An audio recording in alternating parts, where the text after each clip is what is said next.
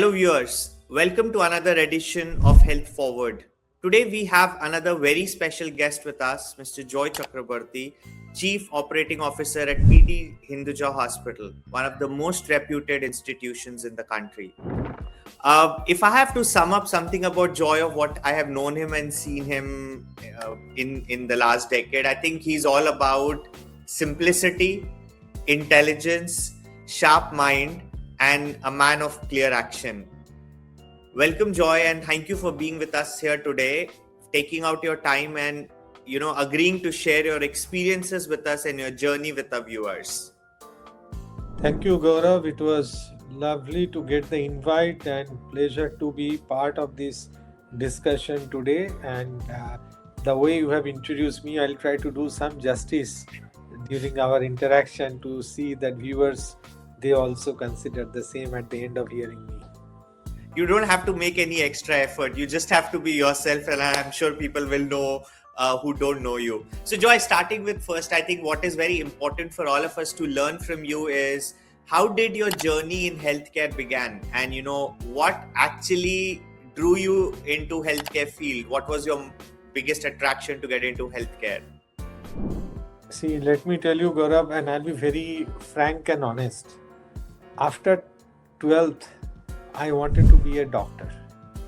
And I come from West Bengal, where during my time, it was very difficult, competitive, and the system was not that convenient and comfortable for me to get a medical seat. Then I pursued my undergraduate program in human physiology. So I wanted always to be there in that field. And then I thought, if I want to become a doctor, if I want to become doctor of doctors, then I need to pursue in the area of management and can come back to this stream. So I did my post graduation in health management, and that took me or helped me to get into this hospital or healthcare front. And I was very clear from the beginning that I need to work in some places, I need to work in some institutions where I can learn and grow myself. So during my end of this management program itself, I did my internship in down south in a private medical college hospital and worked in multiple small places during my internship, and that gave me a huge input and motivated me to pursue in this hospital healthcare field. And since then, on this 1st February, I'll be completing my 27 years in healthcare journey. So I am in healthcare delivery. Very interesting journey, and I think if we look around, a lot of hospital administrators who are either doctors or non-doctors, somewhere or the other, either they have become doctor and they want to get into administration, or they would have wanted to become doctors and they got into administration. So I think it's very interesting that way. But when you look back in your whole journey, will you be able to share with us any early experiences or roles that largely most shaped the way you think or operate as a leader today? See, I'll tell you, when I started my career in Chennai, in that medical college hospital, it was the private side of the hospital.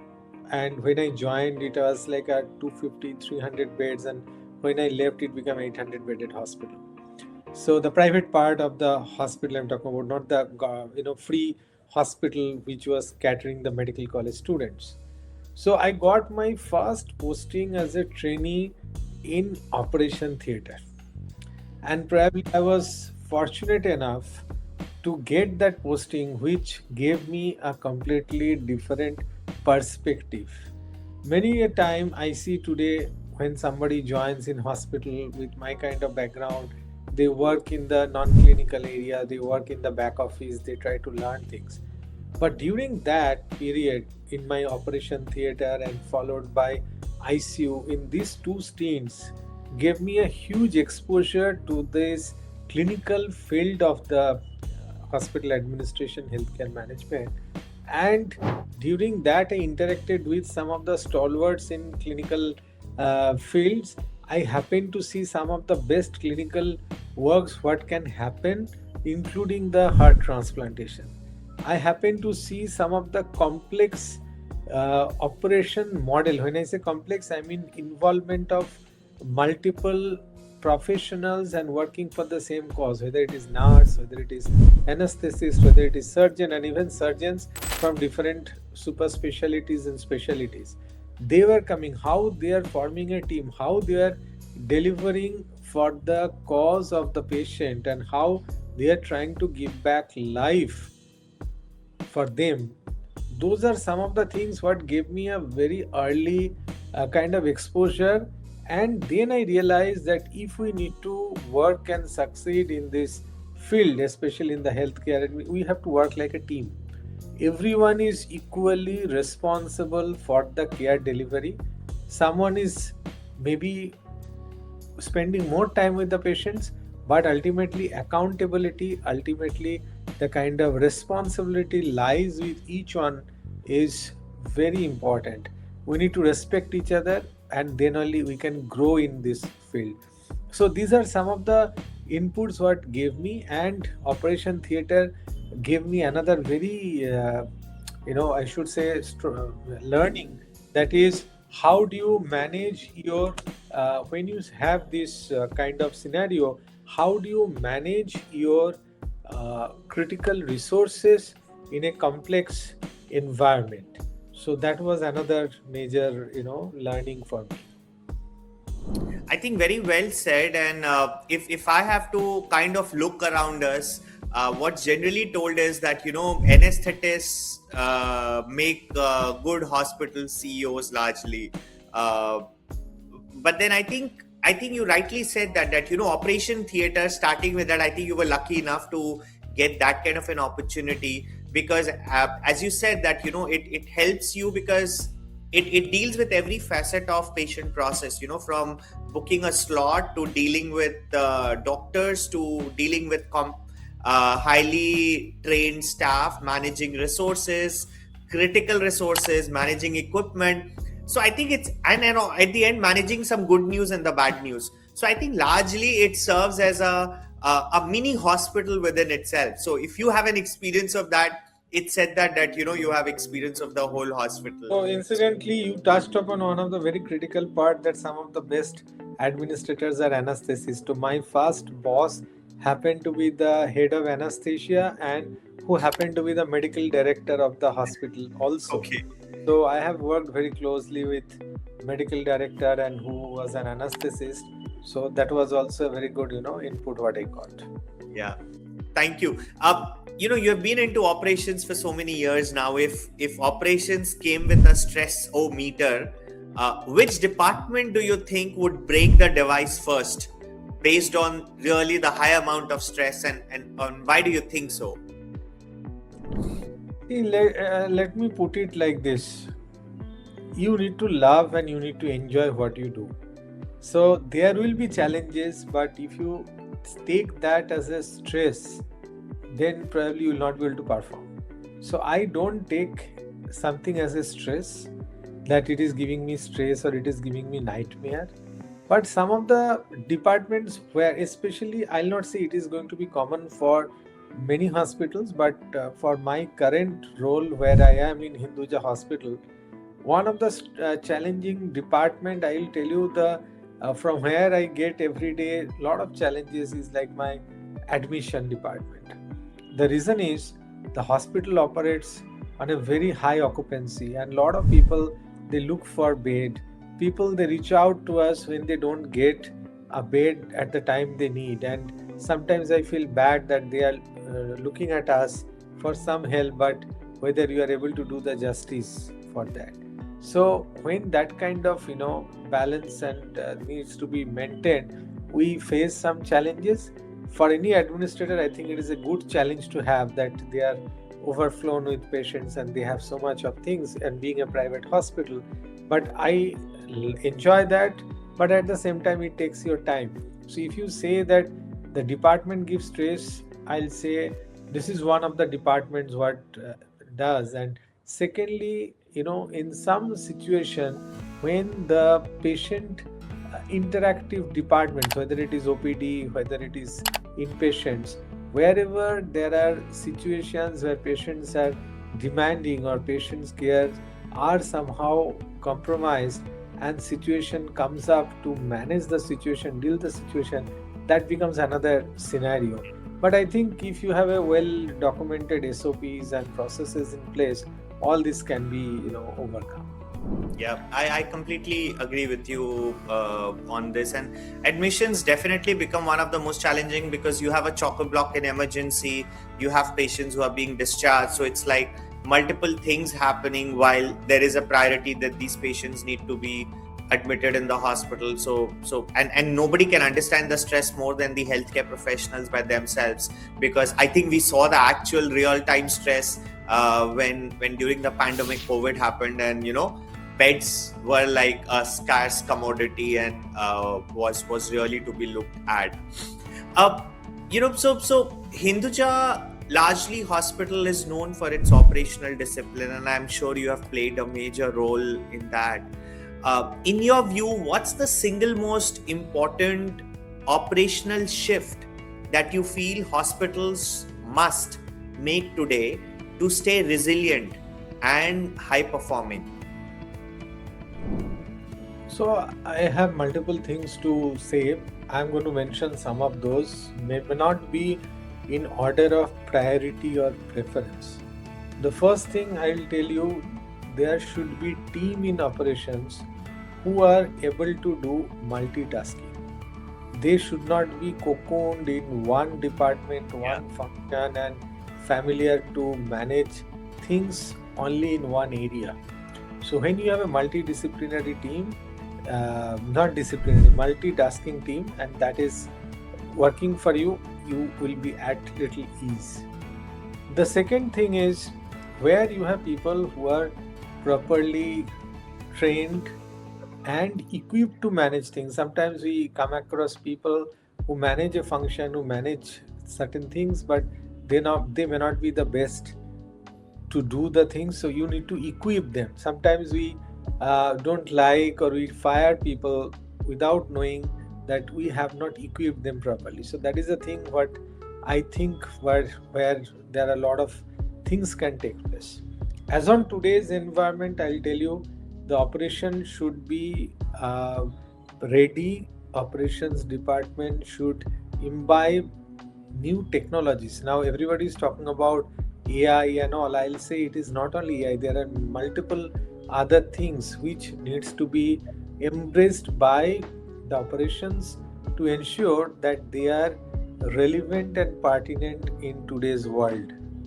The next I will talk about a team which is not only ready to deliver good patient care, but they have empathy. Today the patients and the community, when they reach out to a hospital, they look not only for the excellent clinical care, but they look also for the other supportive care. And in the other supportive care, the first thing what they look for, that how I have been treated, how I have been considered as a unique patient, how it has been considered that my needs are different than others, how I have been distinguished.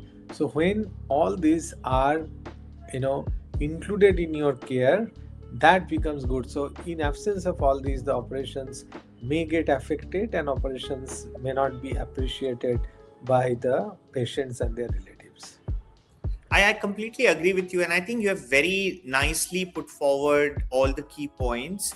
And somehow, in my earlier conversations with other guests, also, I think this point of being empathetic, walking in patient shoes or being kind, I think that has really come out in every conversation that we have had, which people are looking out for today, which means that there is a major shift that we need to do as healthcare providers. And I completely agree as well with you on the idea of multitasking, because that just saves a lot of stress. Plus it's a great career advancement for each of the healthcare professional, because as you rightly said, they are not cocooned in one job or one desk. Rather, they can get on many desks, and they can get knowledge about many other pieces. So I think great points put forward by you. When you look when you look at patient safety in a tertiary care hospital that is really very busy, which is that one area where you think, even small improvements if we do today, it can actually result in disproportionate, very large gains? So there are 2 to 3 things again I will tell you. Today, everybody hate to wait. They hate to be, in the queue or delay. So things should be whatever is possible, you get it done instead of making them to wait for the service. So I'll give you an example. A patient or their relative, they come to a hospital to meet a doctor, but if the time they spend with the doctor is very less in comparison to the time they spend in going to the counter, making payment and looking for the consultation room, then it becomes very annoying for them. So we need to see how do you take away the kind of non value added activities for an overall process, the way you think about lean and Six Sigma way, and how do you engage patients when they are comparatively free, or they can do it at their ease, maybe at home, and they can come directly for the service what they want to avail. That is the first thing what I will say. The second thing, which is again related to waiting but in another way, today patients are very impatient. They feel that the moment I have given my sample, I have undergone a test, things should be ready so my doctor can take a quick and early decision on my further treatment. So when that kind of mindset they have, at that time, if the reporting of diagnostic test, reporting of lab test takes time, they don't like to be, they don't like to see that kind of situation. And third, I'll tell you how respectfully and dignified way I have been treated. Today, when a patient or patient relative is in the outpatient department waiting, and the way they have been called, the way they have been greeted, the way they have been, taken care of for their whole journey, that becomes one of the key factors. So I'll tell you, when I say about technology and all are part of it, but these are some of the things people, they want to be handled or managed very quickly. They want their solutions to come very early, and thirdly, they want to be treated respectfully. So these are the top 3 things which can take your patient's wow experience one notch above. I agree, and I think in today's world, in the world of fast food and getting Ubers in 5 minutes and Swiggies and Instamart or Zeptos, people just don't have the patience to do anything or wait anywhere unless it's really required, and they don't have an option. So I think I completely agree with you, and it's a very well put forward point which people need to consider. While you also touched on the whole empathy piece again, so let me move towards that a bit more and take your pick up your brains on that, where we are talking about service excellence. It's really spoken about a lot of people speak about it today, but it is something which is really difficult to sustain. So what is that one practice or mindset that you largely believe that healthcare professionals should follow or should have it in their practice that would genuinely move this needle on patient experience? I always tell one thing to my staff whenever I get opportunity. A very simple thing, that you develop your process system in a way and put yourself on the other side. Put yourself in the patient's shoe and see whether you want yourself to be treated the way you are treating your patients. So if you feel that yes, it is good, then it is good to be extended to the patient family. There are simple things that when somebody comes, if you enter a hospital and if you don't know where and how to reach, if somebody doesn't come forward to help you, If you're waiting for a doctor or for a service, if somebody is not bothered and make you to wait for a long time, if you're waiting to get some information from the hospital and nobody gives you, the way you will feel, that is not, if that is not satisfactory for you, then you should create an environment for your hospital what you expect to happen. So there is a huge thing on communication bit of it.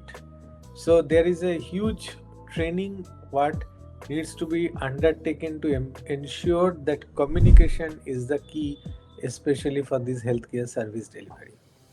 When I spoke about the empathy, this empathy doesn't come, or someone doesn't inculcate within themselves in their own. It is supposed to be a culture, it is supposed to be an environment which helps patients, which helps employees to extend this. So I'll tell you, the in some of the Western world hospital, and I'll take example of a Cleveland Clinic. So they have a huge this patient experience, service excellence kind of model. But what they always say, that make your employees happy. Show your empathy for your employees. If your employees are happy and they are satisfied, automatically they will extend a service which is great in class and best in class. So instead of working on patient experience, they work on employee experience, and that ensures them a better care. Then what they have done, and which I love to follow time to time, is the story of empathy.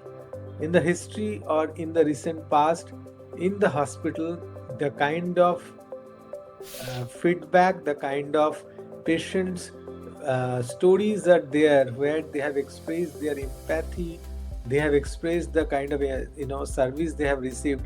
If you can record, if you can monitor some of those and percolate it down, and continuous basis you do this training, then automatically your employees also will be in a same way, they will express their empathy whenever they interact with the patients, and that becomes the best possible experience for anyone. Thank you so much. I really have no words, because I think you really summed it up nicely on all the things that people should ideally be looking at. And thank you for sharing that. If we have to change gears or switch gears to a different perspective, largely on the workforce expectations, because you touched on it briefly, on being kind and being empathetic to our own teams and our own people. This whole piece has actually changed dramatically post-pandemic. So what are the cultural shifts do you believe are now essential for retaining and motivating hospital staff? See, one thing everybody talks about, that give the best possible package to retain your staff. I will tell, not only the package, there are many other non-financial things also motivates. And you took the example of the COVID. Let me tell you, and I'll take the example and I'll start from there, though we have many other things to mention even prior to COVID. During COVID, probably many hospitals, what they tried and they strive to achieve, and we at Hinduja, we have achieved.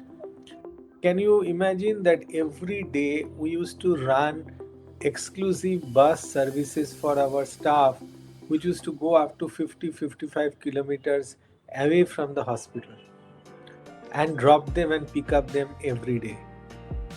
Some of them expressed their concern that if they work in hospital, they go back and then there is a chance for their family to catch the infection.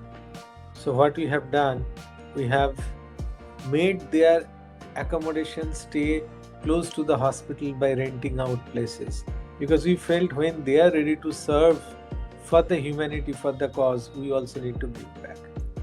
And during the first two wave of COVID, there was a huge shortage of beds, things and all.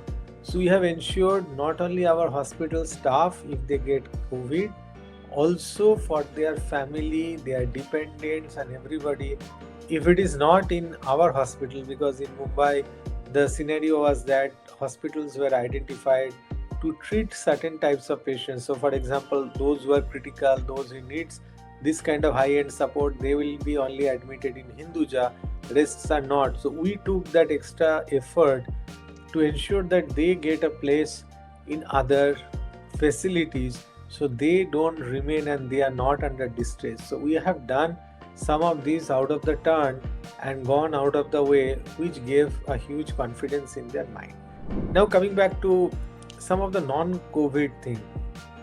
Today, I can tell you that probably many hospitals have not explored things like employees. Certain types of employees, they may need to take loan for purposes like their kids' marriage, education, some basic needs what everybody has, and they may not be well prepared to handle that. So in our hospital, we have a cooperative credit society, and that cooperative credit society gives a loan at a throwaway interest rate what no other financial institution or non-banking institution can give. So that kind of, we have given corpus members, they contribute if they want to avail any facility, and from there we have made it business wise viable, and we have ensured that everybody gets benefit out of this. We have a huge scheme to support our kids education and future oriented certain career aspiration to be made, and like that I can continue to speak. So we have ensured that they get it. Secondly, how do you equip them, how do you get them trained? So we have programs to support, whether it is within the hospital, whether in tying up with external institutions, and also to the extent we have our tie-up with King's College London, where their faculties, they can come down and in certain nursing clinical area, management area, they impart training. So everybody, they feel empowered, they feel their career is growing, and they continue to stay with us. And as a result of that, I can tell you our hospital probably has the lowest attrition rate in the healthcare industry, and on an average an employee works in Hinduja Hospital for 18 to 19 years. So that gives in terms of measurable dimension, that is, it's not that we are only doing things, but at the same time we have the kind of result and what you are enjoying, the kind of commitment to the institution, the kind of trained people within the institution, and most importantly, a satisfied employee who is going to keep your patients, your customers also satisfied. Yeah, very, very important and key points, I think, shared by you on this platform. And these are really very critical. And I would also like to just add an example wherein, Chairman Apollo Hospitals, he is made it mandatory and is a directive to everybody that all employees need to undergo health check in the month of December, January, so that, he would like to see the report. And this has actually saved few people wherein largely at some point of time they could have got a cardiac arrest or they could have got a stroke because of being at high risk, so immediately care was provided. And I think it's very critical and important to make your people feel important first, who are serving patients on your behalf, from organization's perspective. So very, very, very Gaurav, you reminded me what I have missed to mention here in the medical care point of view, that in Hinduja Hospital, all the employees and their immediate dependents, that means spouse or dependent kids, all of them are entitled for any amount of free treatment in the outpatient and inpatient department. Yes. So they don't have to pay anything and they can avail any treatment in both the facilities. Yeah. That's great. I think something similar happens with us also. But thank you for sharing all those examples, which are live examples, and I think for many others to follow if they are not doing it as a great practice, and how to change the mindset of thinking about your people first and then thinking about your patients, because happy people can make happy patients. Ultimately, what you very rightly pointed it out earlier in the conversation. Joy, my last question to you is, if there is a fresher or a young professional who just got into healthcare and wants to become, let's say, 10% of what Joy is today or what you have achieved, what is that one advice you would like to give it to that person? See, you have made a very big statement that 10% of joy, what he has achieved. But I'll tell you, irrespective of thinking of what they are going to achieve, if somebody has a serious career aspiration and they are very keen to prosper in their field, I'll first tell you that, and management, you talked about the young professionals, so from whatever background they come, I think healthcare is a field where you need to do a lot of hard work initially to get an overall uh, understanding of the environment. It is a very complex kind of institution, health hospital especially, where you have so many diversified professionals with so many diversified kind of background.